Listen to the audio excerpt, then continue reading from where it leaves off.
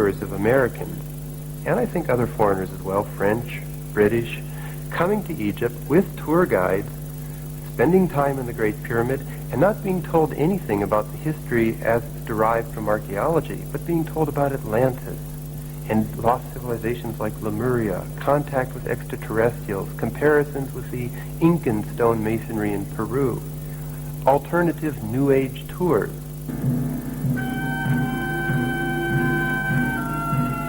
Egyptologists have spent nearly 200 years studying and documenting the march of civilization on the Nile since its beginnings. They work by cataloguing and checking, meticulously fitting every discovery into a detailed picture of human progress. But John West dismisses these methods, and in turn, his approach is attacked by traditional scholars. Most New Age archaeology is inspired by revealed information, and what usually happens is there's a whole alternative view of the past that comes out of these revealed sources of information.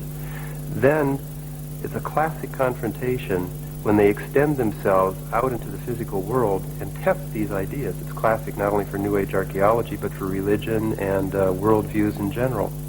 The Sphinx is the battleground chosen by John West. Egyptologists say the Sphinx is the same age as the pyramids.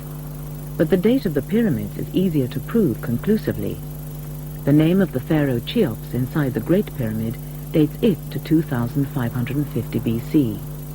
The Sphinx is usually assumed to represent his son, the pharaoh Khephren, in the form of a lion guarding his own pyramid.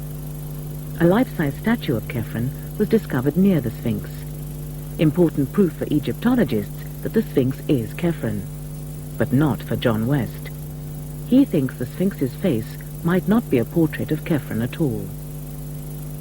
I use my own eyes, and I see that Khephren does not look to me like the Sphinx, but my word in this case is of no, let's say, of no scholastic or academic value. I need somebody who actually knows what they're talking about and has spent a lifetime within that field to verify or to rebut the hypothesis. John West needed someone solid, someone in the establishment, someone knowledgeable. But John West and his heresies are not welcome at most centers of learning. So he reasoned that for telling the difference between two faces, the police would have the necessary knowledge. The senior forensic artist working for the New York police was Frank Domingo, with 30 years of experience reconstructing and comparing facial characteristics. He had an exemplary clear-up rate and agreed to take on the case. From what I've seen in the pictures of the Sphinx, there's a lot of damage, and at certain times of day, a lot of the features are washed out by the strong sunlight. Mm-hmm. So shots would have to be taken at certain times of day, so that perhaps shadows are cast, so I know where these points that I'm going to need to make comparisons would be.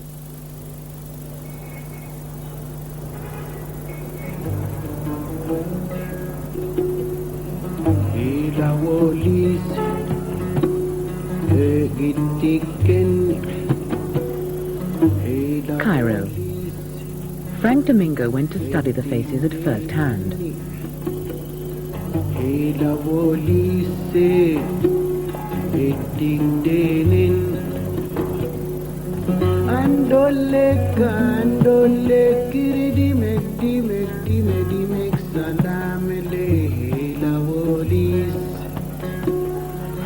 Domingo's trip had been arranged by John West, and while West was off leading another tour around the sights of Egypt, the policeman and his photographer got down to serious work at the Sphinx.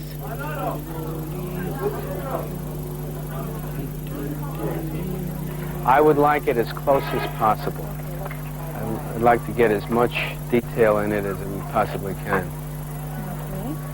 This is some of my lenses. And then I'm going to need side shots. I'm going to have to try to get the camera level at about that eye line, the way you did with the frontal shot. Mm-hmm. Okay? And in a perfect side view, I don't want to catch any bit of the other side. Old-fashioned pencil and paper for an artist's impression of a timeless face.